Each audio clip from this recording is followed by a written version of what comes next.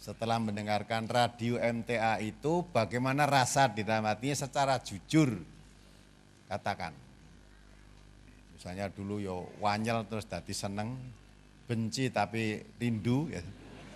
Nek orang ngrungokke ya, nek ngrungokke panas tapi kangen terus ya. Terus akhirnya itu tolong ditulis nanti kepada ya ucapan ya, ucapan kepada MTA atas adanya radio dakwah MTA itu. Nanti sebagai imbangan. Karena selama ini yang masuk kepada orang ya kepada MUI, kepada Departemen Agama itu orang-orang yang nggak suka. Jadi di sana ini radio MTA bikin resah, radio MTA mecah belah umat, radio MTA mengajarkan agama baru sesat dan sebagainya. Malah dikatakan MTA ini pecahan dari NII, coba tolong ini di puster kasetnya. Saya kalau ngomong tuh ada dasarnya, bukan ngawur. Ya, kon golek ke batan dibutine, MTA ngalalkan anjing, MTA mengatakan zina dosanya tahlilan lebih besar daripada zina. Enggak ada bukti-bukti itu, enggak ada. Asal ngomong aja. Ini malah dituduh MTA itu sempalannya dari NII. Radio MTA itu didanai setan. Itu semua ngawur, ngarang, saking bencinya itu. Di Jawa Tengah ada MTA, Majelis Tafsir Al-Quran. Wa ala ra'sihim Asy-Syaikh Ahmad Sukino. Asy-Syaikh Ahmad Sukino. Itu bagian dari NII. Itu bagian dari ngerugi. Salah satu pendapatnya yang membahayakan kita, bahwa lebih baik zina timbang maulid. Lebih baik zina timbang istighatsah. Lebih baik zina timbang tahlilan. Dan tetap menyatakan NKRI, Negara Kesatuan Republik Indonesia, tauhid, seperti Pak Asyir juga menyatakan NKRI, tauhid. Ini bagiannya aparat harus mewaspadai itu, bagiannya kita mewaspadai akidahnya. Dan mereka menyatakan anjing halal. Syekh Ahmad Sukino menyatakan anjing halal. Dan di sana kalau sore ada jual kerengsengan anjing, juga sate anjing di daerah Sukoharjo. Saya baru datang pagi subuh dari wilayah sana. Saudara-saudara percaya omongannya ini tadi. Ini kiai ini, ya. Apa saya pernah ngomong elek-elek Imam Syafi'i? Apalagi dengan orang ini rupane wirung tahu kepethuk. Omongannya udah goro. Diduki buku Abdul Sorry, mulai semuanya diduki Melayu. Terus tadi, ya lah, setelah Pak diterangkan macam-macam, nah, petatannya aneh-aneh. Saya ketemu dengan manusianya ini belum pernah. Dan saya yakin dia pun belum pernah ketemu dengan saya. Kaya-kaya wis dialog kaya ini. Itu jadi wong bohongi nggak cerita pinter. Tapi ingat, wa ma yalfidu min qaulin illa ladaihi raqibun atid. Apa yang mereka ucapkan dicatat semua. Maka nanti di hadapan Allah cangkemnya dikunci. Iya, itu kata Allah begitu. Yang berbicara nanti tangannya, kakinya, seluruh anggotanya badan menjadi saksi kebohongannya ini. Ya biarkan saja. Katakan buatingnya karo NU, padahal itu tidak pernah gedeng karo NU, nggak pernah. Saya mengatakan semua umat Islam dimanapun juga itu saudara kita. Nah gedeng karo NU aku orang ngundang Kiai Gus Soleh. Ya, Gus Salahuddin itu peresmian Rembang, beliau yang meresmikan. Di TBS Surakarta yang beri tausiah Gus Salahuddin sama Pak Din Samsudin. Ingat nggak di TBS Solo itu? Di Gresik yang kita undang sebenarnya Gus Salahuddin sama Pak Amidan. Tapi Gus Salahuddin waktu itu sedang sakit, pamit nggak bisa. Waktu mau bersama di mana? Pak Hasyim Mujadi menjadi ketua PBNU, Pak Medi. Saya suruh kirim surat sana. Kiai Amin Ma'ruf, ya, ketua MUI, termasuk orang NU, ya, sesepuhnya, kita undang untuk isi pengajian di NTM 4 kali, belum pernah datang. Belum pernah datang. Ya. Kalau Pak Din Samsudin, Pak sudah berulang kali datang meresmikan MTA di mana-mana. Kita itu saudara kita, sesama Muslim. Tadi saya katakan tuh, golonganmu apa, partaimu apa, selama kamu Muslim, kiblatnya sama, kitab sucinya sama, nabinya sama, ya, rukun Islam sama, itu saudara kita. Perkara pahamnya berbeda, lana amaluna walakum. Tidak pernah saya nyebut Imam Syafi'i apa mana Imam Syafi'i orang alim kok saya salah-salahkan, saya kapan saudara dengar? Maka telinganya itu ya yang membisiki dia setan. Walaupun tadi saya mengatakan Kiai Banten tadi katanya hadisnya dari Nyai Roro Kidul. Aku ketemu Kiai Banten we urung. Kok bisa cerita ngono kuwi lho. Saya ketemu Kiai Banten itu siapa namanya, rumahnya mana, ketemunya di mana? Saya belum pernah ngerti lah kok saya nuduh hadis kok Kiai Banten dari Nyai Roro Kidul itu. Jadi mulut itu memang kata orang Indonesia, lidah itu memang tidak bertulang. Ya, maka nanti dikunci lidahnya nggak bertulang kok. Ya. Tapi apa kita marah enggak? Mengapa saya putarkan ini tadi? Nah, supaya saudara tidak tanya-tanya, karena berita MTA menghalalkan anjing, MTA mengatakan tahlilan lebih baik zina daripada tahlilan, itu disiarkan di Metro TV, di Trans TV pada demo kemarin, sumbernya itu dari orang ini tadi, Marzuki. Kiai Marzuki di Malang, sudah ditatangi pengurus MTA Malang, bingung dia. Dimintai bukti-bukti itu nggak bisa menunjukkan, nggak bisa. Akhirnya dia mengatakan, itu yang katakan teman dosen saya, masa dosen enggak? Walaupun dosen, itu ya dosen, ini mau nyetane dosen bohong gitu.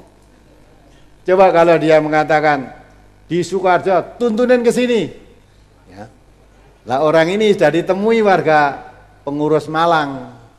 Ya katanya hanya, coba kalau dia mengatakan tadi Sukoharjo kan menggandeng Solo ini. Coba suruh nunjuk mana wanita-wanita berjilbab yang jual sate anjing mana coba. Tidak akan ketemu. Ya, memang di Solo ada, di Solo Baru itu ada orang jual sate anjing. Malah tulisannya sate gauk, nah itu ada tulisannya. Dulu kan sate jamu.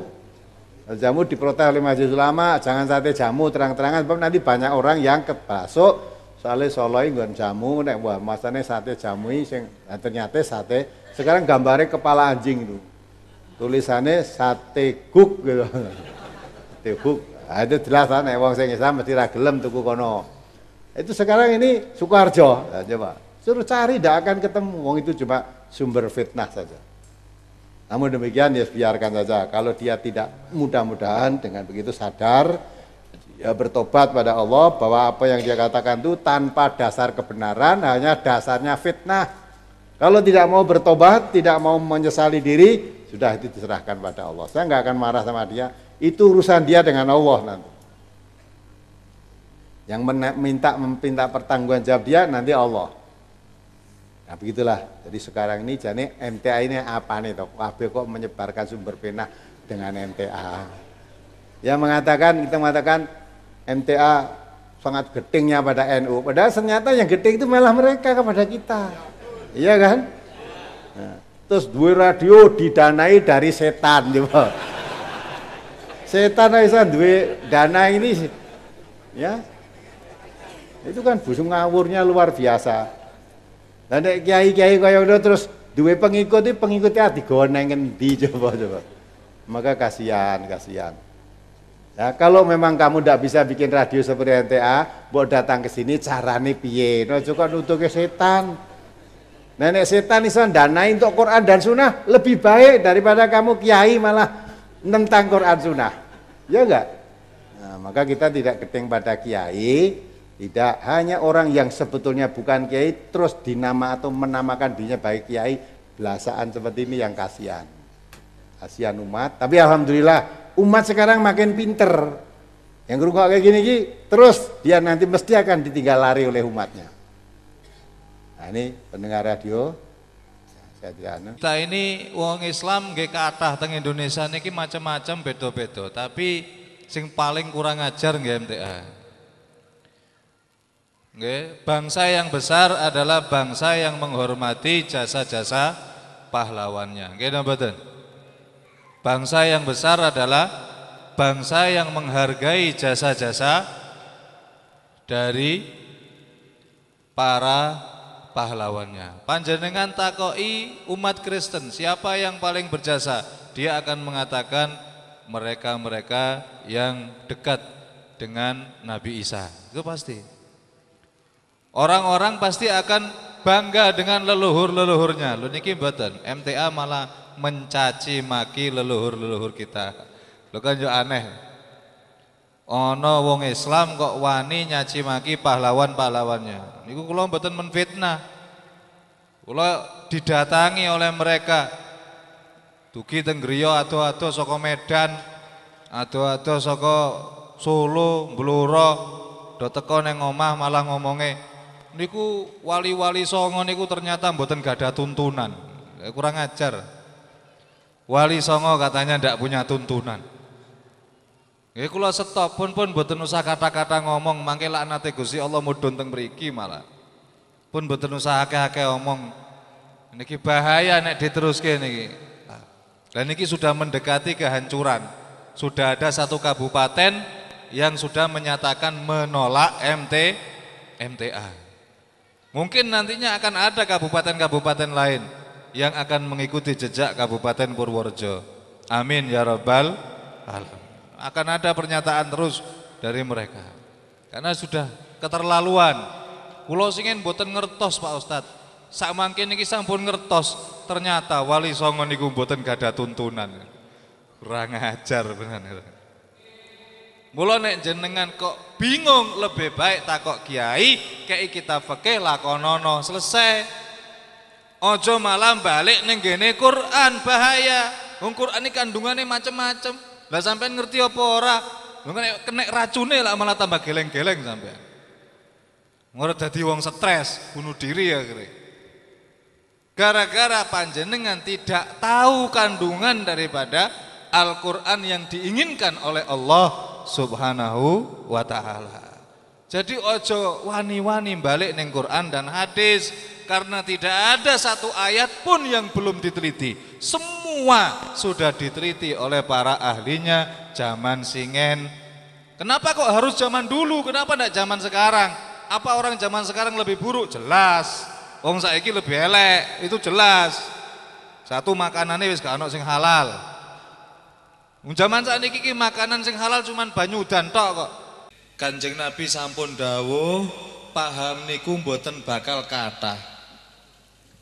Kanjeng Nabi sampun dawuh, ini yang membuat hati kita menjadi besar. La tajtami ummati ala dhalalah.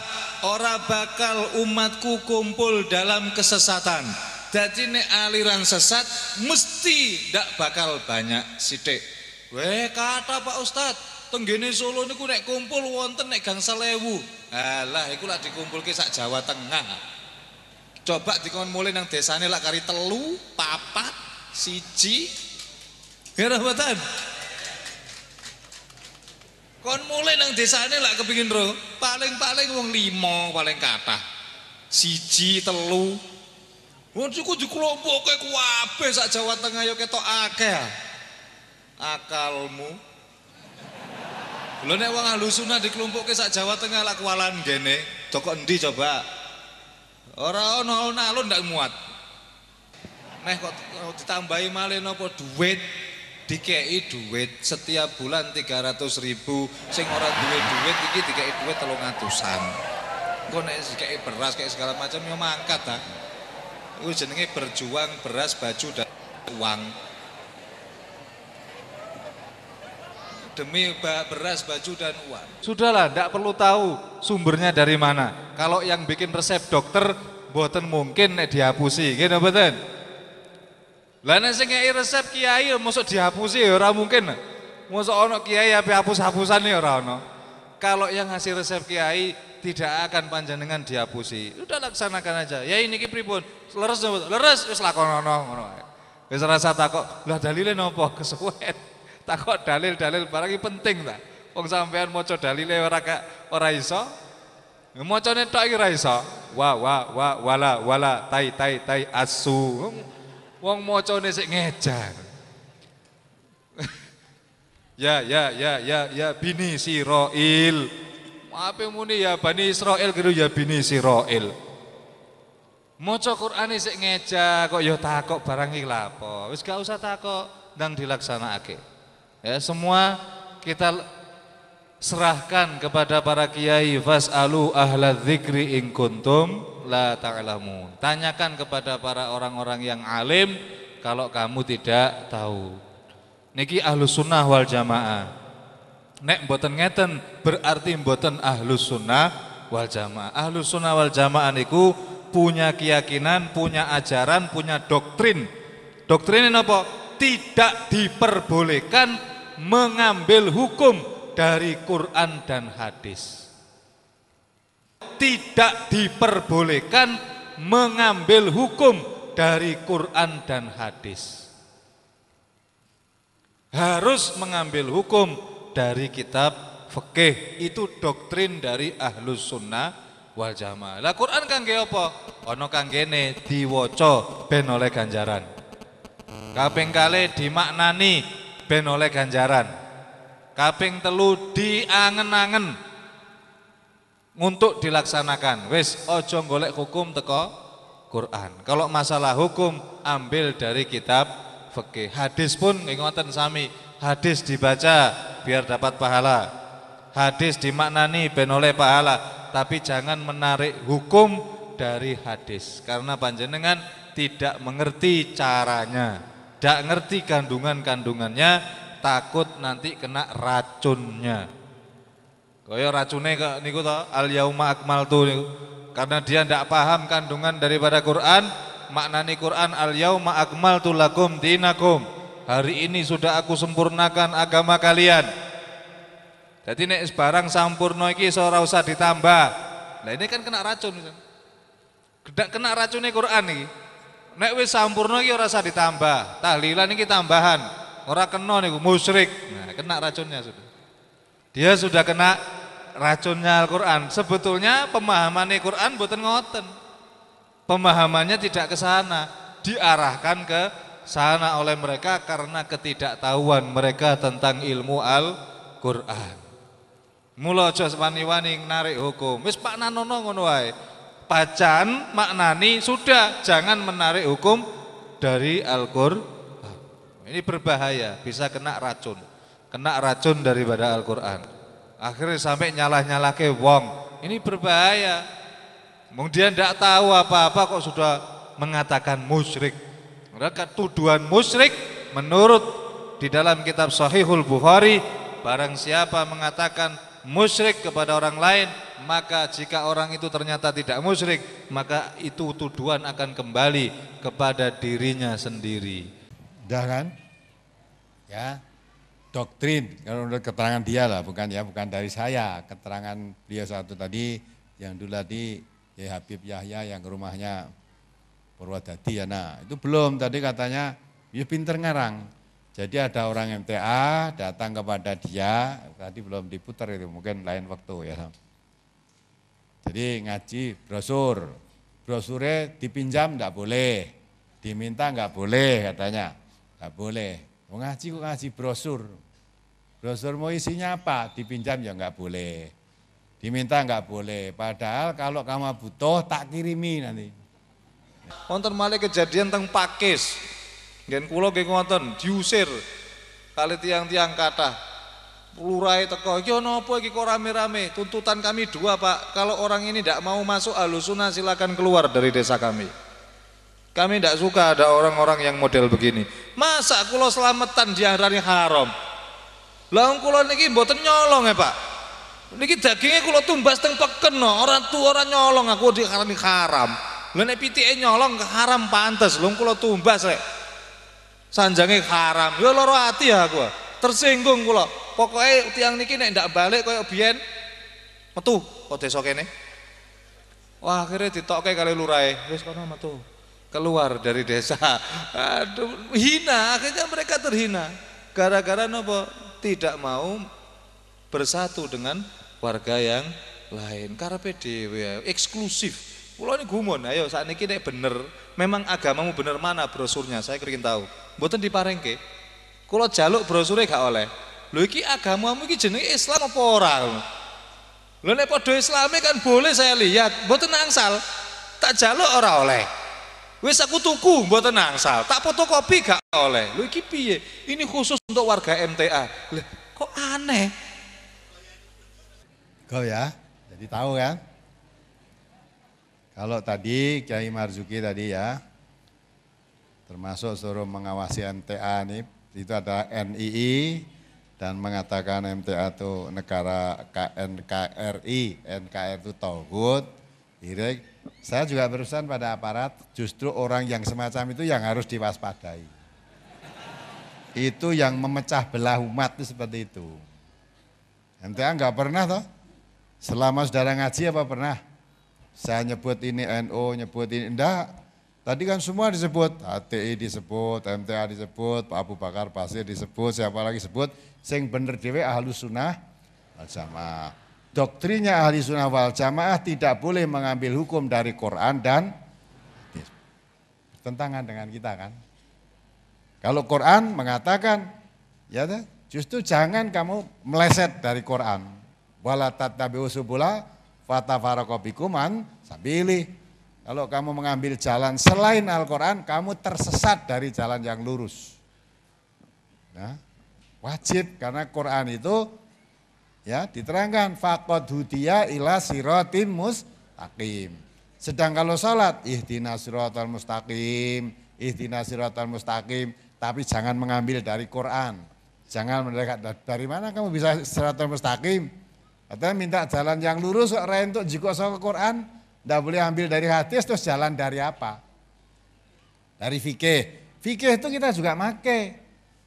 Fikih yang didasari dari Quran dan hadis. Kan gitu kan? Seperti kita bicara, ya, orang wudu menyentuh perempuan batal. Ada yang mengatakan tidak. Menyentuh perempuan tidak batal. Itu bicara masalah itu fikih. MTA juga diajarkan fikih. Tapi diajarkan fikih tadi sumbernya dari hadis. Wanita, laki, perempuan bersentuhan setelah wudu batal. Pernah saya terangkan kan? Ada pengajian waktu itu di MDI. Tanya suami istri kebetulan haji bareng mau tawaf. Nah, tawaf kalau istrinya digandeng batal. Ya? Kalau tidak digandeng hilang. Akhirnya istrinya bingung gimana Pak? Bapaknya terus ngomong kan tuh. Dah wis neng kene rasa madhab-madhaban. Katanya kalau madhab Imam Syafi'i sentuhan perempuan itu batal. Nah, karena kan ditanyakan yang mengajar gurunya dari MTA, terangkan. Laki perempuan apalagi suami istri, bersentuhan itu tidak batal. Karena Nabi sendiri ketika sholat, sujud itu pas kena kaki istrinya. Lah kalau batal kan ini Nabi batalkan sholatnya terus balik wudhu. Enggak itu. Ya kan? Enggak batal. Ada lagi menurut fikih, ini juga fikih. Sudah wudhu, menyentuh kemaluan, batal itu kan. Terus dalam fikih dibahas tidak batal kalau menyentuhnya dengan gini loh, epe-epe bagian belakang. Jadi juga epe-epe enggak batal. Ya, kemudian gatel yang ngukur ngene. Lah yang merangkan dengan ini siapa? Apa ada hadisnya? Nanti fikihnya ada. Kembali aja pada hadis, pernah ditanyakan pada Rasulullah, ya Rasulullah, bagaimana orang menyentuh kemaluan setelah wudu? Nabi mengatakan itu bagian dari tubuhmu sendiri. Jadi itu anggota tubuhmu, bagian dari tubuhmu ya tidak batal gitu loh. Itu Nabi dasarkan hadis. Maka fikih yang diambil juga dari hadis, dari Quran. Nah, menurut Quran, la yamassu ilal mutahharun itu tidak ada hubungan dengan hadas. Itu karena orang musyrikin Quraisy, orang kafir menuduh bahwa yang menyampaikan Al-Quran itu kepada Nabi Muhammad itu setan. Maka Allah turunkan la yamassu ilal mutahharun. Tidak bisa menyentuh Quran kecuali orang-orang yang disucikan. Maksudnya di situ malaikat. Artinya pembawa Al-Quran kepada Nabi itu bukan setan, itu malaikat. Nah, perbedaan-perbedaan yang begini ini sudah ada sejak zaman dulu, zaman Singen gitu. Ya. Maka itu tidak perlu diperbincangkan. Sudah, yang kalau kamu batal ya wudu, yang berarti tidak batal ya tidak usah wudu. Lah kalau saya wudu, lah yang tadi menganggap tidak batal dia tidak wudu, berarti sholatnya tanpa wudu, aku mau makmum kui, ora sah makmum dengan ini, makmum yang lain kan gitu kan.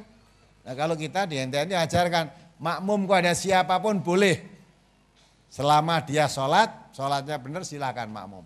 Lawang MTA itu diajarkan mau menjadi imam sholat ya mau, menjadi makmum ya mau. Lah kalau imamnya kunut boleh, imamnya kunut kita jadi makmum juga sah. Karena dalam hadis Nabi, hadis lagi ini fikih kan. Ya.